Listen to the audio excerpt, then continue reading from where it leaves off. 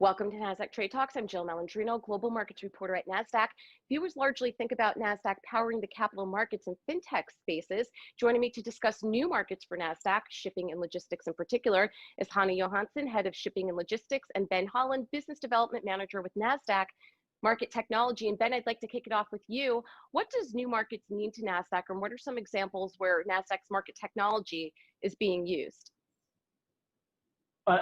A number of people kind of think of NASDAQ as just an exchange, right, where their 401ks trade. But I mean, as you brought up, we actually have a very mature technology business. So we provide exchange technology, so matching engines, clearing solutions, surveillance capabilities to a number of clients globally, over 120. And kind of as we look for opportunities for growth for that technology business, we're looking at industries outside of the capital markets. And that's what this new market initiative is about. So we're talking with people in many different industries, including sports and gaming, insurance, shipping and logistics, which Hanne is leading up, and she'll discuss in much more detail. But we see a lot of opportunities for our technology really to solve some pain points that other industries are having. And then when we think about some of the specific examples, I mean, in sports and gaming, we provide pricing technologies to some of the premier sports wagering operators globally. We also provide our matching engine technology to a company in the UK that's trading shares in soccer players, right, which is pretty cool. And then, even broader outside of sports and gaming, when we think about real estate, we have companies that are using our matching engine to trade shares in commercial buildings and a number of other opportunities. So when we think about shipping and logistics specifically, we see a large opportunity for us in the New Markets Initiative in general. Hanne, what are some key transformations in the shipping and logistics industry that you have observed recently? Are there any key pain points? Well, I can mention two key factors that I've seen, and the first one being the acceleration of digitization. Historically, it has been difficult to digitize shipping, and the pandemic is not the cause of this, but it has accelerated it, and we see a quick shift now to digital solutions as they provide savings, intelligence, business control, and with people working from home, it has required change in the way we work from the paper passing and in-person meetings to digital, and it becomes very clear where the true problems are. We are much more pragmatic now, and we are finding rapid workarounds. The second factor, or the second thing I want to mention, is the increase of liquidity of container bookings on digital platforms. Operators are now pushing their online tools because of the scarce resources, and it's all about the ease of doing business, reducing the cost of sales, and more customer self-service. And as a result, there has been a rapid growth in the number of bookings being made online. An example being Maersk. They reported that 44% of all their summer bookings were done through their digital spots platform. And so both of these factors, and among others, they will allow for new and existing marketplaces to really develop and thrive. Ben, what are some of the fundamental functions of a marketplace or characteristics from the capital markets that can be applied to shipping and logistics and benefit the industry?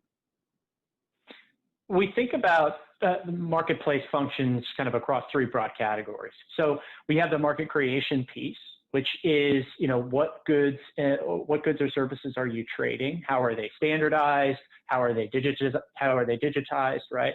What's the governance structure associated with it? Who's participating? Are there regulatory concerns? So that's one piece.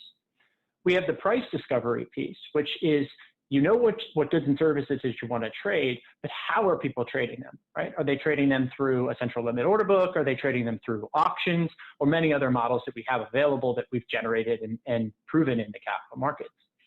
And then lastly, we have the transaction resolution, right? Which is a sale of a good or service has happened. How do you transfer the ownership of that asset or service, right? It needs to go from the seller to the buyer. And also, with a large number of transactions happening in this ecosystem, everybody's paying everybody else. So how do you facilitate the payment instructions associated with that? So with the core functions being the transaction across the transaction lifecycle, you're generating a large amount of rich information. And it's really important when you think about the data that's coming into this ecosystem, how are you leveraging that? Are you monetizing it through external channels? Are you passing it back into the system to help drive efficiencies within the marketplace? There are a number of opportunities with the data. And in particular, when we think about the security and integrity of a system, you need to make sure that you're monitoring for fraudulent actors. So when we think about where the opportunity is for shipping and logistics and kind of some of the values that we can provide as market technology, kind of two key areas. The first area is, with this acceleration that Hanne is talking about of the standardization and digitization of these big players in the space, there's a lot of opportunity to facilitate new market models in the price discovery value chain of the shipping and logistics. And then also, because shipping and logistics is hyper competitive, there are a lot of integrity concerns when you're aggregating liquidity on these big platforms. And we provide a lot of services, including surveillance and monitoring for an auditability that can really be beneficial to the industry as a whole. And Hanne, what can Nasdaq technology do to address these changes and alleviate the pain points that you had mentioned earlier? Well, by using the Nasdaq marketplace technology, the capacity from both the supply side and the demand side can be aggregated. And we provide a platform where the participants can then participate in this price discovery. It can execute the trades efficiently, negotiate contracts on equal terms and in a transparent market. And we solve, well, our solution is addressing the complexity in this market, like shipping and logistics. So we are providing visibility to the whole life cycle of the transaction, from the trading to the settlement. We have a product that we call the Nasdaq Trade Workflow.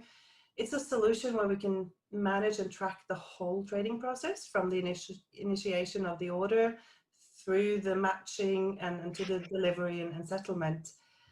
And we can apply the different market models, as Ben mentioned, the auctions, RFQs, the order book. And much of the manual work can then be eliminated and man hours can be saved. There's no doubt about what has been agreed, and providing this proof of change in ownership. So by ensuring the data integrity, the whole supply chain can then benefit from greater visibility, transparency, and predictability.